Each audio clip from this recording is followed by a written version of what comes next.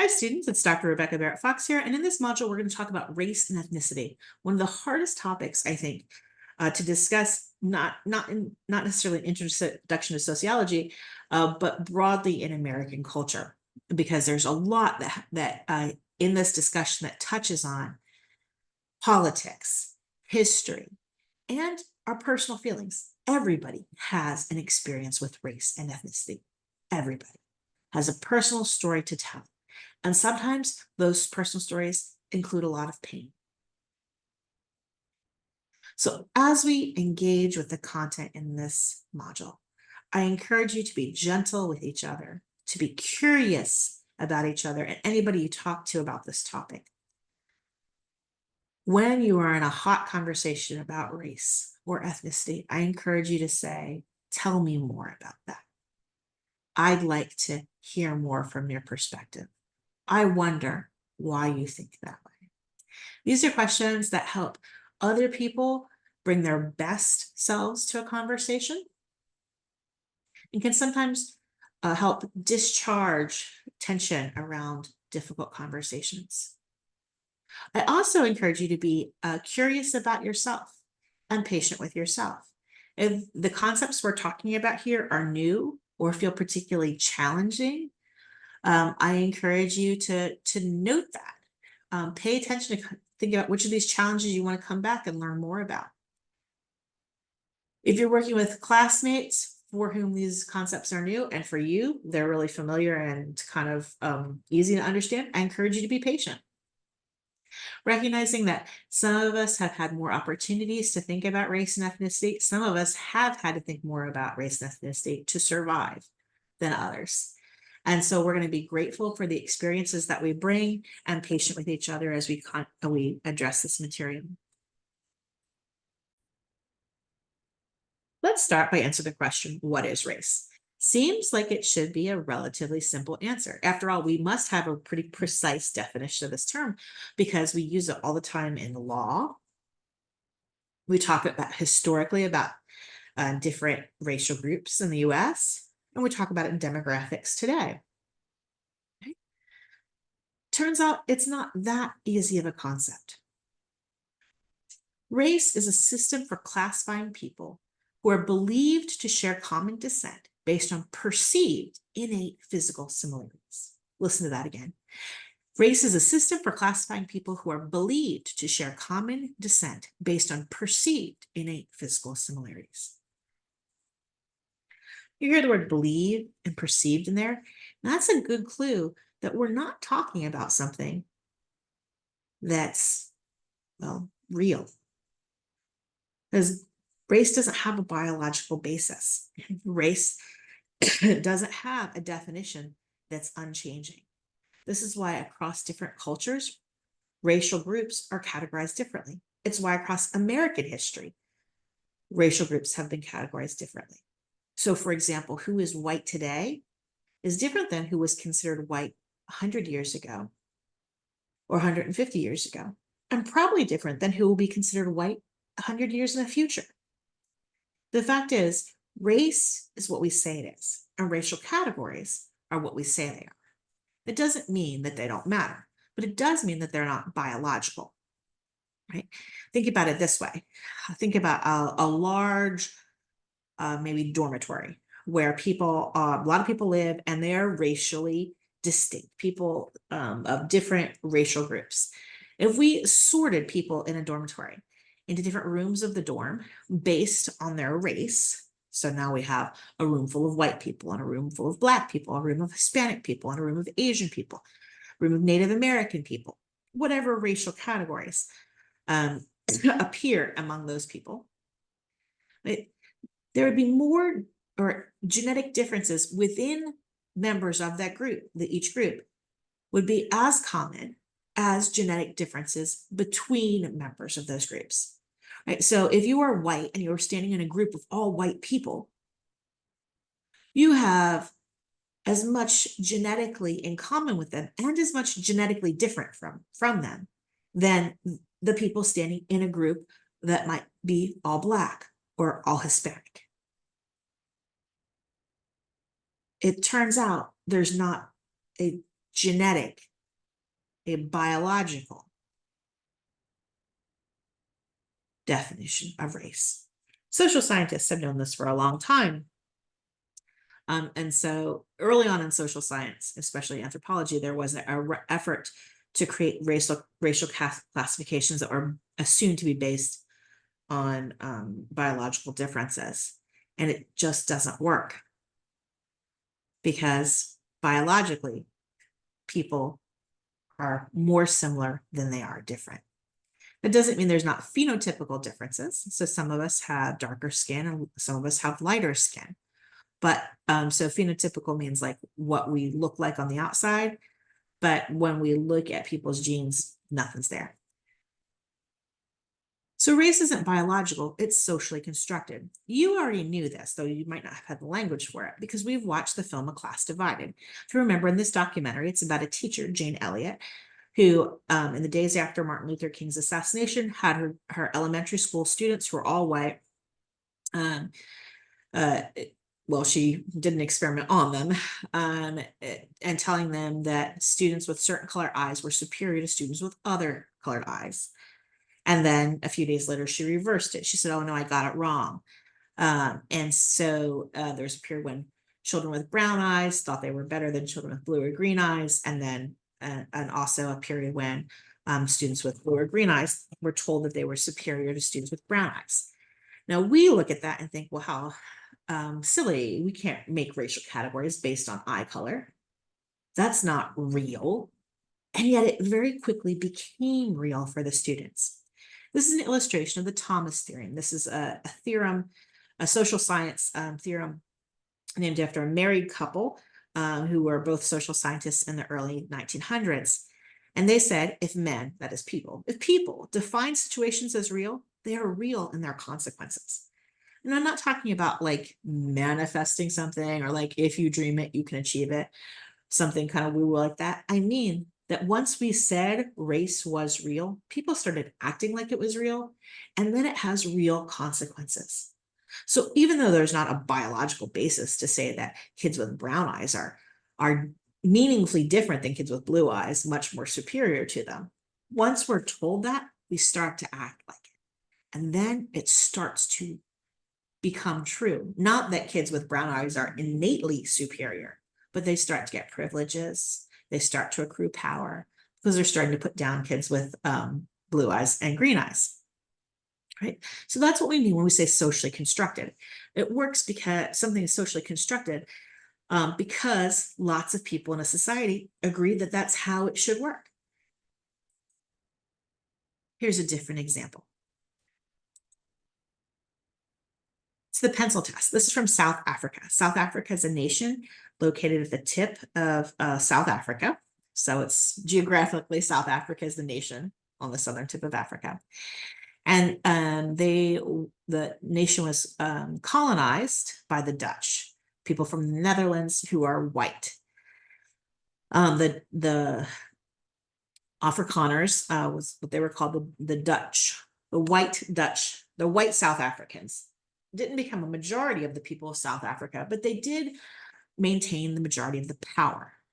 So over time, there are going to be three populations in primary populations in South Africa. Of course, there's other immigrants and folks who come along too, but the three main racial categories are the indigenous or the native Africans who were there first, the white colonizers, and then the people who were the offspring when those two groups had sex and had children. So there's Black people, there's white people, and then this biracial group, which in South Africa is called colored. Now, I want to be clear that that's not a term we use in the US anymore. It's a term that was historically used, and to the extent that it's used today, it's either a historical reference or someone's being rude when they use it. Or it could be a very, very, very old person, I guess, but who hasn't paid attention maybe to race since the 1960s and 70s when that word kind of came to be seen as rude. But if you hear South Africans say the word colored, they just mean biracial, and it's not offensive. And so how do you know what racial category you're in? Well, in South Africa, which was a segregated state up through the 1980s. They practiced what their term for this was apartheid, apartheid, apartheid. Was a system of racial segregation. So white people only could use certain water fountains or go to certain movie theaters, or participate in democracy. So there was 3 categories in an apartheid or a segregated system. How did you know where you fit in? Well, there was an informal test to determine what your race was. It's called the pencil test. If you stuck a pencil in your hair and it fell out easily, you were white. And if it didn't fall out easily, then you were Black or you were colored. This is an illustration of that. It's called Pencil Test. It's a painting by Beth Concetta-Rubel. And I really appreciate her work here in illustrating kind of the sadness and the arbitrariness of this definition of race.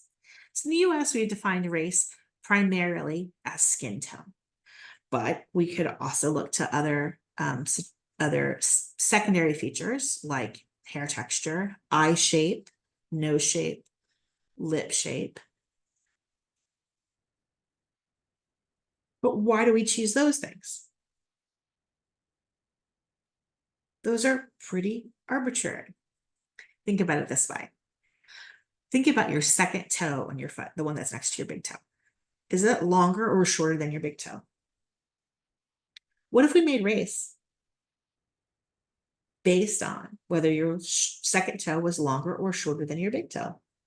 It'd be just as arbitrary as choosing skin tone. So race is what we choose it to be. Here's another example. This comes from pre-World War II Germany, from Nazi Germany, from 1933. Nazi leaders created what they called the first racial definition, a way of categorizing people as, you see here on the left, German or kindred spirit, or kindred blood. Mischling, which is a word that can mean hybrid, but has a negative connotation like mixed blood, mongrel, and of the first degree or the second degree, and then Jew of the first degree or second degree. And Jew here was both a religious category and also a racial category. And so a person could be racially Jewish, even if they were not religiously Jewish. They could also be religiously Jewish without being racially Jewish. But in under Nazism, both of those things, that racial identity as Jewish and religious identity as Jewish, was considered inferior. So in this test, we had these 5 columns. You can see at the top we have grandparents, parents, you and your spouse working down. It's like you're filling out a family tree. And if the circle's completely filled in, it means that person was Jewish. Right. So in this column, we have, if you have no Jewish grandparents, no Jewish parents, and your spouse is not Jewish, then you're going to end up being not Jewish. In the other two, the next 2 columns, you have a 1 or 2 Jewish grandparents. But if you have 3 Jewish grandparents or 4 Jewish grandparents, then you're considered Jewish. So if you have just 1, you are like mildly second degree mixed blood. And so you're kind of Jewish. But it wasn't just based on your grandparents or your grandparents. Also, if you married someone who was Jewish, you could be considered then Jewish. Or if you had been married to someone, an ex-spouse through divorce, or if they had passed away, depending on when the end of that marriage had occurred, you would be considered Jewish under the law. Right? So that's a perfect illustration of how a definition of race changes. So if you had not been married very long to a Jewish person and the marriage didn't last very long, then you were not considered Jewish. But if the marriage had been a long-lasting marriage, then you might be considered Jewish. And whether you had worshipped as a person who is Jewish. So if you converted, for example, out of Judaism to another religion, depending on when that conversion occurred, you might still be considered Jewish. The fact that all of this has to be written down into a system and this kind of test, where you take someone's family tree and their religious practices and their spouse, lets us know that this is the social construction. This isn't natural. This is something that people decide happens. It's people deciding what race is. Does that matter? Obviously it matters, because we look ahead in history and we know that just 15 years later, 6 million Jews will have died in the Holocaust, as well as other people, obviously, that Nazi Germany considered undesirable, and also some for racial reasons, like the Roma. But my point here is that you can see race being constructed right in front of us. Usually racial construction is a little bit more subtle. So I said at the start of this that there could be hard parts of this. And if you haven't thought this discussion, if you haven't thought about race before, you might be thinking about it now in a way that can be really challenging. I think for many students, one of the challenges of thinking about race from a social science perspective is thinking about it as socially constructed. That is, race is what we say it is. And we have systems like the Michelin test here, where we can see the construction of race at work. But even more often, we don't see it so formally, right? Most of us don't go and read the law about what defines a person as one race or another, right? We just learn it from our families. We learn it from our pop culture. We learn it from maybe our religion. And so it's all around us, but it's not always made as explicit as an example like this. Let's look at another example. This one's from the US, more contemporary, a contemporary, not contemporary, but a more more recent example. This is a woman named Susie Guillory Phipps.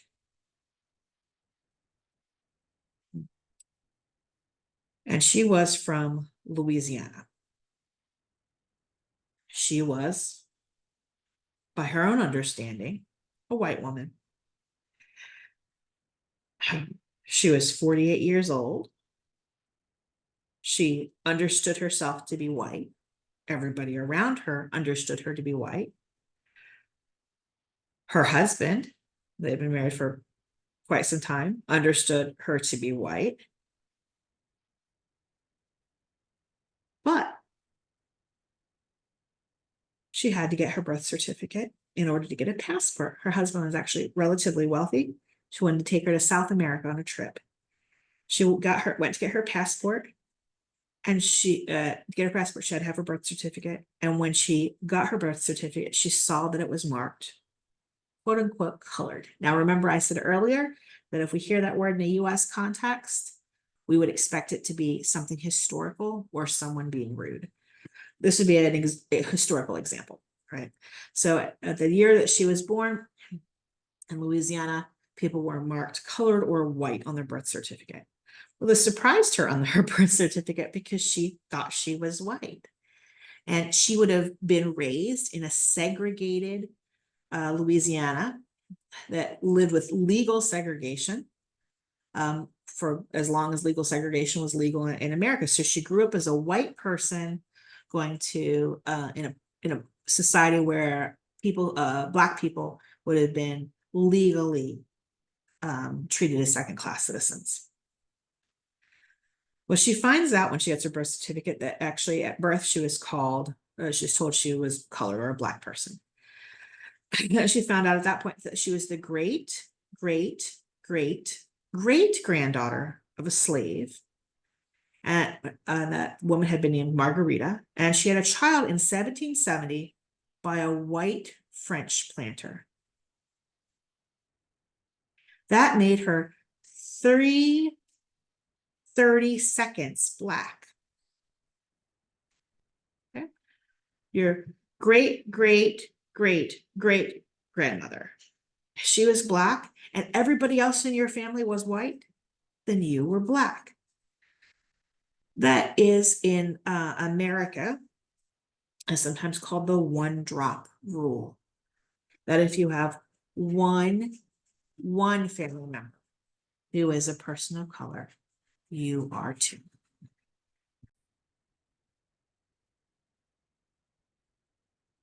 Well, Phipps challenged the law.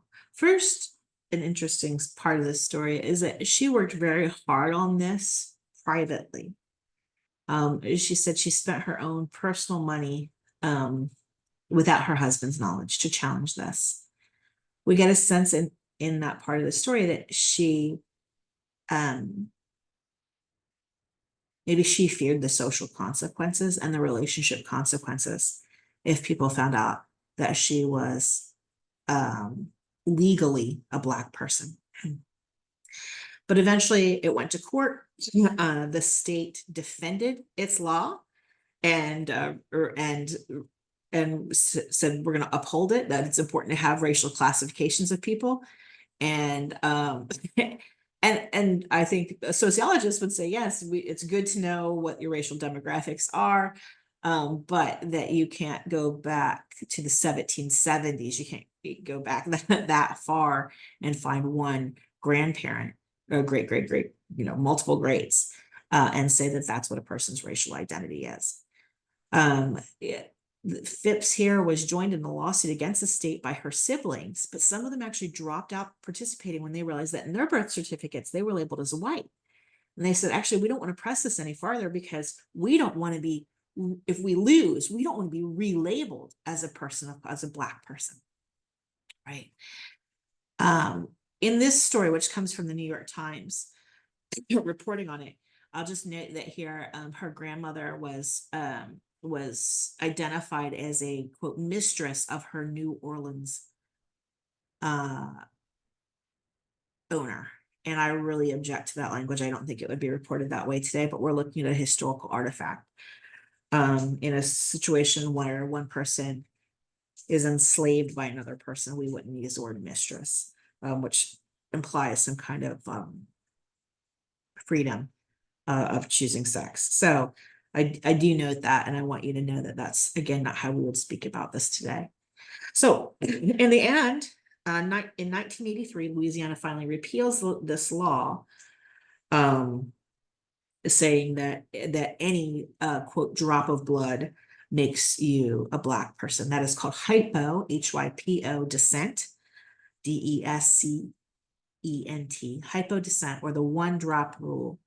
And but it takes a significant court case for them to stop defining race that way.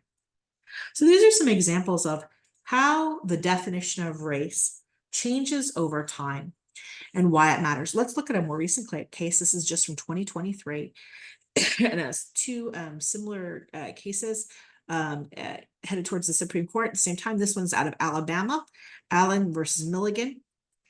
And in this case, state legislators in Alabama, so the state representatives and state senators, were trying to redraw district maps to just for people to be determined in what part where they lived for voting for representatives in the state house and senators in the state house.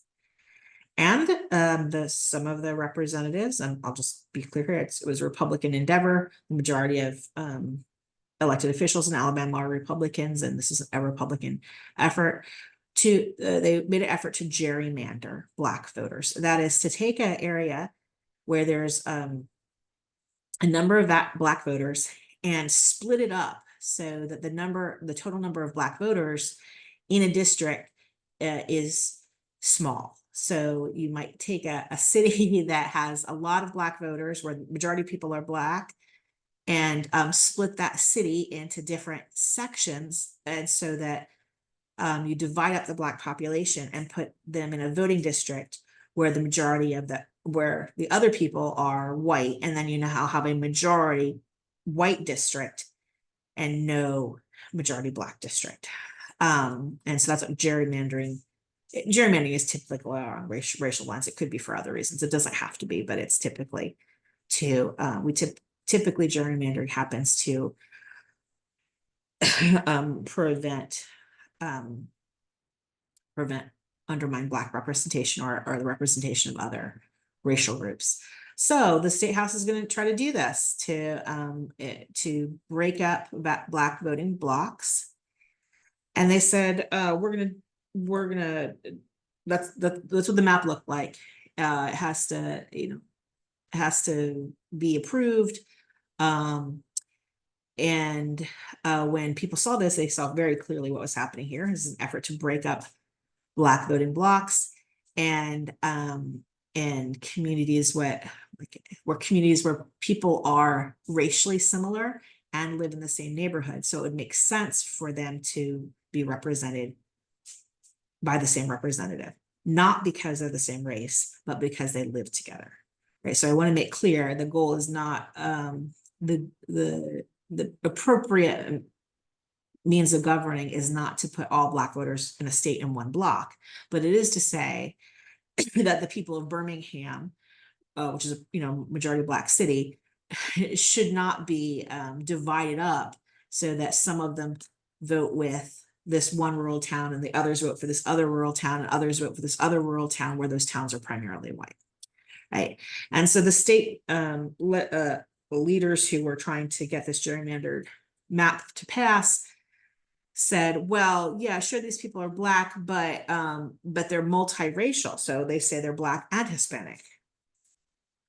Or they say they're biracial. They have one Black parent and one white parent. So we shouldn't count those people as Black. It's a question of what does it mean to have a racial identity? Can you have two racial identities? If you're multiracial, does that mean you're automatically Black? Does it mean you're both Black and something else? Does it depend on what that something else is? The court did decide that this was clearly an effort just simply disenfranchise, that is, take away the ability of Black voters to have political power, and that the Supreme Court ruled that what the new map was not acceptable, or the gerrymandered map was not acceptable. But you can see how, I hope you're starting to see how these definitions can be life or death. It determines historically whether you could be free in America or whether you could be enslaved. It was used to determine in Nazi Germany whether you could be sent to a concentration camp or not. In America, it could be used to determine whether you were sent to live on a reservation or not, whether your family had to give up your land in California or Hawaii or Oregon or Washington and be sent to a Japanese internment camp. There are big consequences for how this race is defined. I want to look now at racial inequities as just one area where race matters a whole lot. Inequities, this is a term we've talked about before in our module on class and poverty. Inequities are structural barriers that prevent people from having the same opportunities. Right, I'll give you an example here. This is oximeter. It's a little device that goes in your finger. It measures your heartbeat and how much oxygen is in your blood. If you've been to the doctor, you've probably had these numbers taken. And it has a little sensor in it that reads your oxygen level through your skin. And they don't work very well on darker skinned people. We've known that for a little while now. There are efforts to remedy this. But for a long time, we didn't know it. Well, some people knew it, some people suspected it. But really what happened here is that when we were creating and testing medical devices, we didn't test them on people with dark skin enough, right? We didn't do the kind of, we didn't have diversity in testing to see, will this work on all bodies? And what happened is a lot of Black people didn't receive the care that they needed for low oxygen levels because this did not read their levels correctly. This is incredibly important during the height of the COVID pandemic, because low and declining oxygen was a significant indicator that you needed to hurry to a hospital. And absolutely, Black people died because even when they went to the doctors, this information was not being read correctly.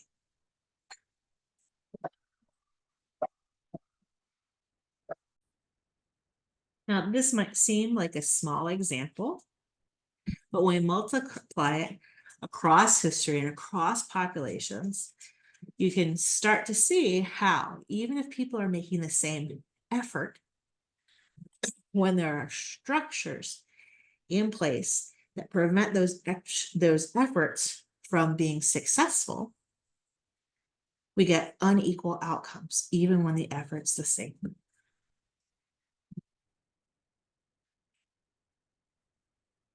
This explains tremendous differences in outcomes across the US. So the next few maps I'm going to show you are county level maps of different outcomes across the US. So for example, this is life expectancy. How long do we expect people to live? And I will tell you that there is a huge racial difference here. There's also gender difference. In all categories, women outlive men. And there's a very significant difference between Black men and white women in terms of lifespan. Data does get a little bit clumsier around the racial category of Asian, because Asia compromises about half the globe, and people who are in Asia just have really different experiences. So for example, in Japan, lifespans are very long. That's not the same. It's not that's not true for all parts of China, for example, or Laos or India. And even in countries like China, India, where there's tremendous number of people, who comes to the US can be very different than the not representative of the population of people who stay behind. In cases like Laos, Cambodia, and Vietnam, many people who came to the US were war refugees. That's a very different experience than, for example, being an immigrant from India who comes on a visa for tech work. So the racial category of Asian captures a lot of diversity that it can make it hard to talk about Asian Americans as a single demographic. All right, so I said that this map is not actually racially coded, right? It's by county level and life expectancy. Blue, longer lives, red, shorter lives. So why am I including it in a module on race? All right, keep that question in mind. So where do you notice people living for a long time? Where do you notice people living for a short time? I want to put a little parentheses around Florida, where you have a lot of people, not the people in Florida live for a long time, but that people who live for a long time often move to Florida. It's a little bit of a stereotype, but there's lots of retirees in Florida. So if you make it to 70 or 80 years old, you head down to Florida.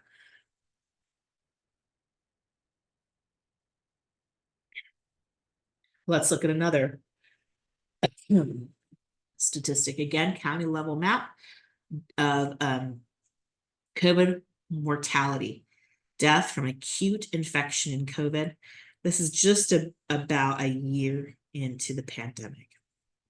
So not the most recent data. Unfortunately, a lot of data collection has kind of gone sideways around COVID now, but at the time it was collected, pretty good data. So where do you see more people dying from COVID? I see right here along the Mississippi River, Louisiana, Mississippi, Arkansas, Tennessee. It's a rich alluvial plain if you're a geology major. A lot of farmland. high rates of slavery related to the agricultural industries. See, along the US-Mexico border, there's a lot of Hispanic immigrant communities. I see counties where there are high numbers of Native American populations. Some of these are just outright reservations.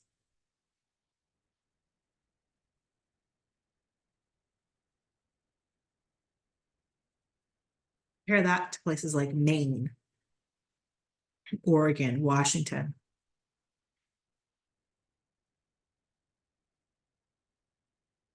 Some of this, like in California, there's just a very diverse state, more social outreach, more wealth, but also just a lot of higher rates of white people. It's a good, very different measure, teen birth rates. How many teenagers are giving birth? So per 1,000 females ages 15 to 19, the darker the color, the higher the rate of teen births. So again, what do we say? Right, in this corridor, this region is called, sometimes called east to west here, called the Black Belt, is a high number of African Americans who are descendants of enslaved people. Again, along the US-Mexico border, again, high pockets of Native Americans. Let's look at another measure. People living with HIV for 100,000 people. This comes from a tool called AIDS View, collected by Emory University, their med school. So where do we see high rates of HIV? Again, in populations that historically have had and continue to have higher percentages of African Americans, these borderlands, these areas of reservation. Also some real hot spots in rural Ohio and Indiana, West Virginia. Some of this related to drug use, high rates of rural drug use. Where are people poor? This comes from the Center for Disease Control. Where are people poor? Same pattern. Right? We've got Appalachia heavily, but it's not all white. There's people of color, Black people in particular in Appalachia, West Virginia, Tennessee, Kentucky. But again, look at where this historic large numbers of slaves, people were enslaved, borderlands.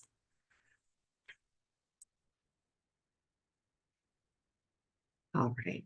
Let's get a question that feels like maybe a little bit farther away from some of those things. Divorce, right? We know where poor people are. We know where sick people are. It makes sense that people who are poor are maybe more likely to get sick, less likely to have the health care they need to get better. But what does divorce have to do with that? All right, let's look at our divorce numbers. This is divorce per 1,000 people. Our map's a little distorted here around Alaska, but again, it's countywide. This data is about 10 years old, and I apologize for that. I just have not been able to find a more recent map, but it holds pretty steady. We had a rapid rise in divorce in the 1970s and 1980s in the US, and actually, and you'll learn this if you do a module on families, our divorce rate has mostly been declining and steady and declining in the US. At the same time, our marriage rate has not been increasing. So basically, a lot of people who maybe previously have gotten married and divorced are not marrying at all. And where divorce is increasing in populations, it's actually among older people. We call this the graying of divorce. People who've married for 20 and 30 years, people are 50s and 60s, getting divorced. But here, let's look at it by geographic zone. And wow, you see it very clearly here. In fact, it's maps like this that gave us insight to something that we sometimes call like red, I think it's called red state outcomes, blue state values, something like that for the expression, which is basically in states with more conservative political values oftentimes have lower rates of adhering to those, whereas states with more liberal political values actually achieve the outcomes that red states say they want. So, for example, teen pregnancy is lower in Massachusetts than in Alabama. Divorce is much less common in more liberal states, much more common in conservative states. This also tends to be areas, again, where we see higher numbers of non-whites. Crime, same story. Where do we, and this comes from a database in Michigan. We're talking about street level crime, not white collar crime.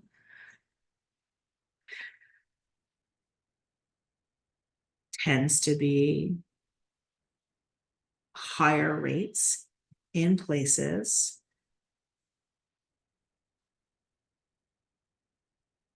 where there is higher rates of people of color. Now, if you're starting to feel suspicious about something, you're starting to see a pattern here, prepare to be surprised. The takeaway here is not that when there are more people of color in a population, there will be shorter lifespans or more HIV or more teen pregnancies or more divorce or more crime. So I kind of maybe tricked you here a little bit looking at all those maps. I want to be very clear that that is not the takeaway. The takeaway is that the longer a society is committed to racial inequality, the worse the outcomes for everyone in that society. Okay, let's look back at some of these maps real quick. As you see in this map, for example, life expectancy, it's not that Black people or Hispanic people or Native American people are dying younger than white people, though that is true. That is also true. And that's because of inequity. It is also true here that white people are dying younger here than in places like New York, Rhode Island, Massachusetts, where there is more racial equality. In places that hung on to deliberate attempts to preserve racial inequality, places that, for example, had segregation longer. So, quick racial history in the US. After the Revolutionary War, typically northern states, it took some time for some of them, but it took too long for some of them. But after the Revolutionary War, we basically had no importation of slaves to the north, of enslaved Africans to the north. And eventually people who were enslaved in the north were freed. It took until the early 1800s until the official end of enslavement of, in the transatlantic slave trade, though it continued for some time as people captured in Africa, forcibly relocated to the New World. It took until not the Emancipation Proclamation. That's when Abe Lincoln said that slaves should be freed, but that didn't legally do it. And it didn't even take the Civil War, because we had some states in the Civil War that were permitted to keep slavery even though they joined the Union, like Kentucky. But it takes until the 13th, 14th, and 15th Amendment to really bring us to a legal end of enslavement. But then we have a brief period during Reconstruction when there is a real solid push to repeal the unequal treatment of African Americans. And then in the 19-teens and 1920s, there is a legal pushback against that. And we see the rise of Jim Crow. And that's a very simple version of the story. There was cases that it was uneven. It wasn't precise in all places at all times. But there's a period after the Civil War, at least through the 1880s, 1890s, when, for example, there were more African Americans in Congress than there ever have been since. Do you hear that? In the 1800s, 1870s, the time right after the Civil War, more African Americans in Congress than we've ever had since. And then starting in the early 1900s, a push to repeal those efforts and the invention of Jim Crow laws or segregationist laws. Legal efforts to prevent Black children from attending school with white children or attending college with white college students. Segregation, things like swimming pools, public restrooms, movie theaters, restaurants. The longer a state defended that system, the worse a state is still today on these important outcomes. So, for example, in 1955, out of Kansas, Kansas law allowed cities of a certain size to be segregated if the city chose to. Topeka was a city that was of the right size, was large enough to choose to be segregated, and they chose to be segregated. In 1955, Linda Brown and her family were the lead plaintiffs in a federal lawsuit out of Topeka, Kansas, where her parents said Linda is being treated unfairly under the law by having to attend a school that is farther away than her nearest school and requires her to cross dangerous railroad tracks to get there.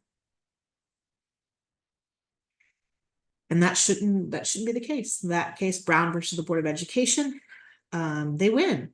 And that begins the legal end of segregation in the US, but it takes a long time. It takes a long time for segregation to, the law to recognize it has to end in schools, it has to end in public accommodations, it has to end on buses and trains. And just because it legally ends doesn't mean that people don't fight back. So you might have seen pictures of children, school children in Louisiana, school children in Arkansas being screamed at, Black children as they're trying to go to public school.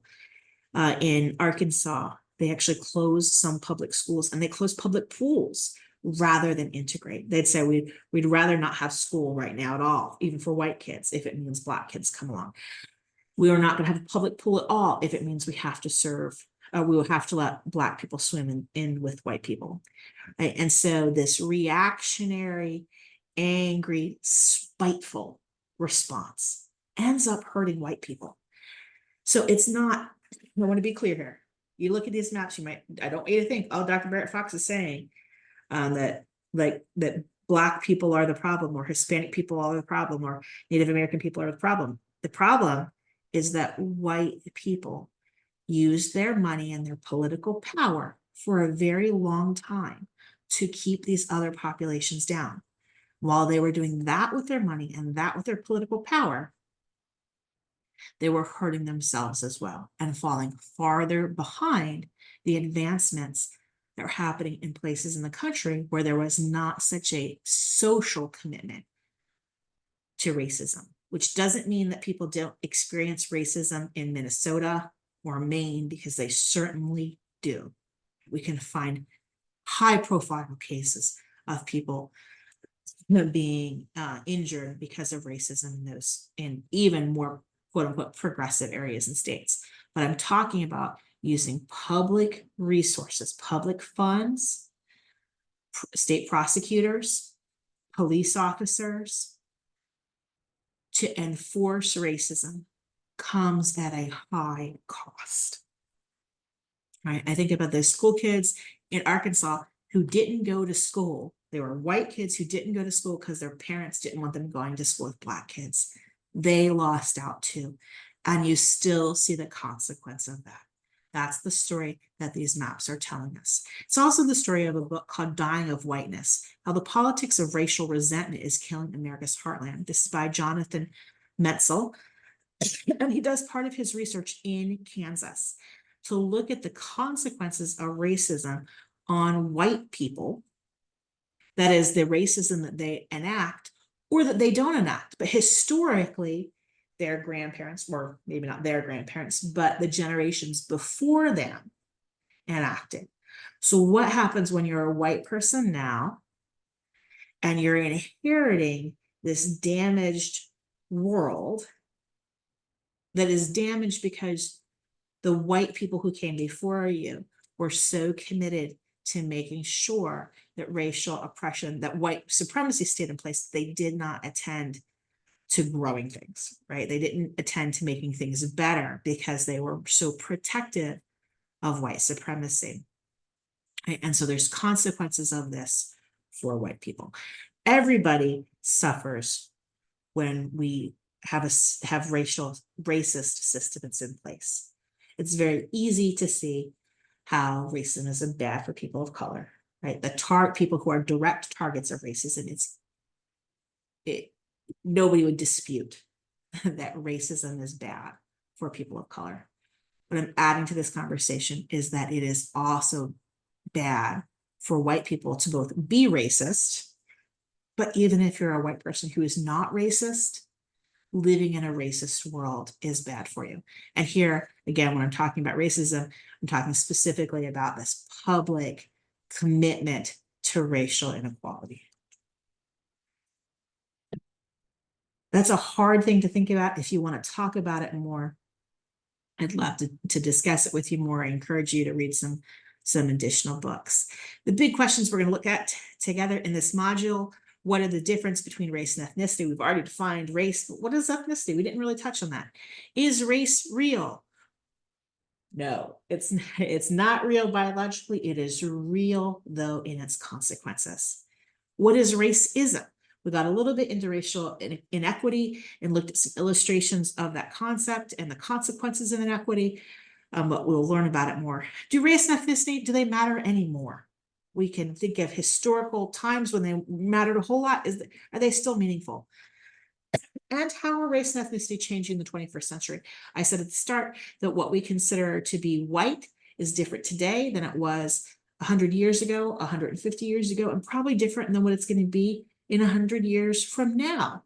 And maybe we won't even have the concept anymore. How are other ideas about race and ethnicity changing in the 21st century? Well, I hope you have an engaging time asking these questions. As always, if there's something you'd like to learn about more or ask about, please let me know.